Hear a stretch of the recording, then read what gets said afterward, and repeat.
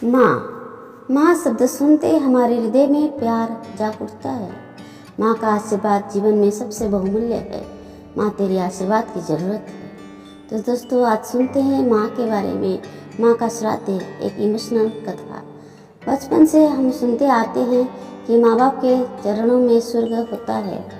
उनकी सेवा से बड़ा कोई धर्म नहीं और कोई बड़ा पुण्य नहीं, लेकिन न जाने क्यों बड़े होते ही हम ये सब भूल जाते हैं। इस भावुक कहानी को पढ़कर शायद कुछ लोगों को वो सारी बातें याद आ जाएगी। दीदी याद तो है ना, कल माँ का श्राद्ध है, हमने बड़ी पूजा रखी है उनकी आत्मा की शांति के लिए, इसलिए आपको सह परिवार के साथ आना ही है। रूही अपनी ननद को कोमल को फ़ोन पर कहती है। तभी कोमल उसकी भाभी को बोली, मैं नहीं आ सकती, आपको तो पता ही है कि उनको छुट्टी नहीं मिलेगी।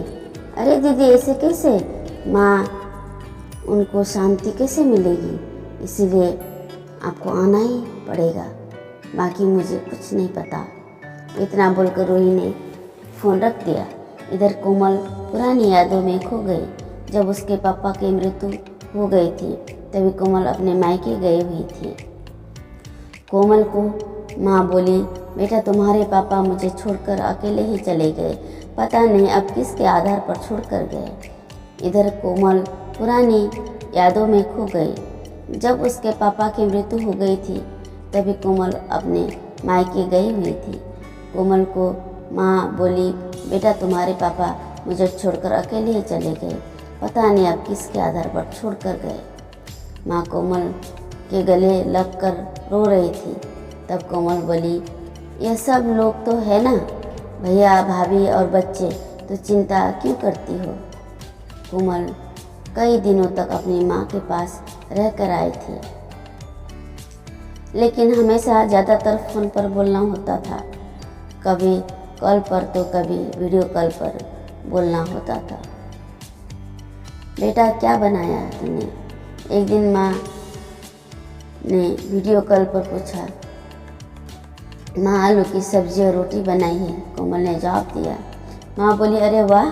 सब्जी का नाम सुनते ही माँ की आंखों में एक अलग ही चमक देखने की मिली जो कोमल को दिखी।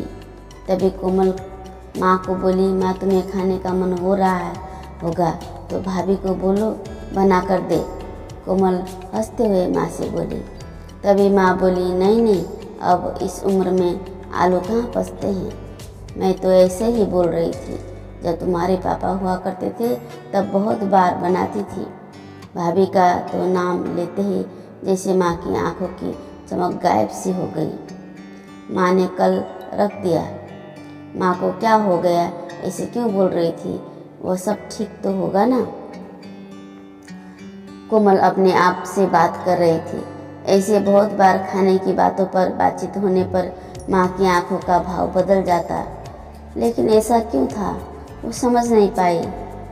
लेकिन इसके पीछे का राज उसके समझ में आया जब वो छुट्टियों में 2 दिन के लिए मायके गई थी। एक दिन कोमल माँ के कमरे में माँ के साथ गपशप कर रही थी। तभी दीदी खाना खाने चलो। रूही माँ के कमरे में आकर कोमल को बोली, चलो माँ तुम भी खाना खा लो। कोमल उठते उठते हुए बोली, अरे दीदी नहीं, माँ को क्यों तकलीफ देना, वह यहीं पर ही खाना खा लेगी, आप चलो। रूही बोली, लेकिन भाभी, लेकिन वो कुछ नहीं दीदी, आप चलो। माँ के घुटने में दर्द होता है, इसलिए माँ कमरे में ही खाना खाती है, रूही स्पष्ट रूप से बोलती है। तो फिर भाभी मेरा भी खाना यहीं पर लाओ, हम दोनों साथ में ही खाना खाएंगे, ऐसे कोमल अपने भाभी को कहती है। इस पर रूही कुछ नहीं बोल पाई, लेकिन कोमल को साफ तरीके से समझ में आ गया कि रूही को यह सब पसंद नहीं आया। वो चुपचाप वहाँ से निकल गई और थाली में पूरी सब्जी, रायता, अचार लेकर आई और माँ के लिए खिचड़ी। माँ ये क्या है, तुम ये सब नहीं खाने वाली हो क्या, कोमल माँ को बोली। उतने में रूही बोली, अरे दीदी माँ को ये सब हजम होता ही नहीं, इसीलिए मैं उनको खिचड़ी और दाल ही देती हूँ। इतना बोलकर रूही वहाँ से निकल गई। माँ ने अपनी प्लेट उठाई पर माँ का ध्यान कोमल की प्लेट पर ही था। यह देख कोमल सुन सी पड़ गई। उसने माँ के मुंह में एक पूरी का निवाला डाला, लेकिन माँ ने मना कर दिया। तब कोमल ने अपनी माँ की आंखों में वही भाव देखा था जो वीडियो कॉल पर देखा था। पता नहीं भाभी का डर था या लड़की के निवाले का मोह था। तब भी कोमल ने पूरा खाना माँ को खिलाया और खुद खिचड़ी खाने लगी। 2 दिन कोमल वहीं पर थी और कोमल माँ को उसकी प्लेट का खाना खिलाती और खुद खिचड़ी खाती। ऐसे 2 दिनों तक चला। माँ के बहुत मना करने के बाद भी कोमल मात्र जिद में माँ को खाना खिलाती थी। वह बोली, भैया मैं कुछ दिनों के लिए माँ को अपने घर ले जाती हूँ। घर जाने से पहले कोमल ने अपने भाई तन्मय को पूछा। वह बोला, क्या तुम्हारा दिमाग खराब हो गया? क्या खराब हो गया है? लोग क्या कहेंगे? बेटा माँ को तकलीफ देता होगा, इसलिए माँ अपनी बेटी के घर रहती है। तन्मय गुस्से में बोला, अरे बाबा सही तो बोल रहा है, वह माँ बेटी के घर जाती है क्या भला? तू आराम से जा अपने घर, मेरी चिंता मत कर, मैं यहाँ खुश हूँ। बेटे की बात सुनकर माँ बोली। कोमल ने बहुत जिद की, लेकिन माँ बेबस थी। कोमल उदास मन से अपने घर वापस आई। कुछ दिनों बाद खबर आई कि माँ अब नहीं रही। इस खबर से सब कुछ खत्म कर दिया था। कोमल को पता था कि माँ कितनी तकलीफ से गुजरी, लेकिन माँ को दूसरा लड़का नहीं था बल्कि एक लड़की थी, इसलिए वो कुछ नहीं कर सकती थी। कोमल अकेले ही माँ के श्राद्ध में आई। आज माँ का श्राद्ध का 56 तरह के भोग बनाए गए। सब लोग मज़े से खा रहे थे। लोगों ने रूही और तन्मय की वाहवाही करने में कोई कसर नहीं छोड़ी। दुनिया सब में सबसे अच्छा बेटा और सबसे अच्छी बहू कह रहे थे उन्हें। माँ के गुजर जाने के बाद इतना विचार कर रहे हैं तो माँ जिंदा थी तब कितनी सेवा की होगी दोनों ने। कोमल दुखी होकर माँ की तस्वीर की तरफ देख रही थी। तभी दीदी चलो आप भी खाना खा लीजिए, रूही कमल को बोली, जो माँ के रूम में माँ की तस्वीर सीने से लगा कर रो रही थी। वो बोली, नहीं भाभी मुझे नहीं खाना। लेकिन क्यों? आप नहीं खाना खाओगे तो माँ की आत्मा को कैसे शांति मिलेगी? रूही कमल को बोली, भाभी जिस खाने के लिए मेरी माँ जब जिंदा थी तब तरसती थी, उसे मरने के बाद दे रहे हो तो वो कैसे तृप्त होगी? सोच कर देखो एक बार। आज आपने पकवानों का ढेर लगाया है। माँ जिंदा थी तब आपने उनकी मनपसंद खाने के 2 निवाले खिलाए होते तो माँ वैसे भी तृप्त हो चुकी होती। वहीं माँ का असल में श्राद्ध कहलाता।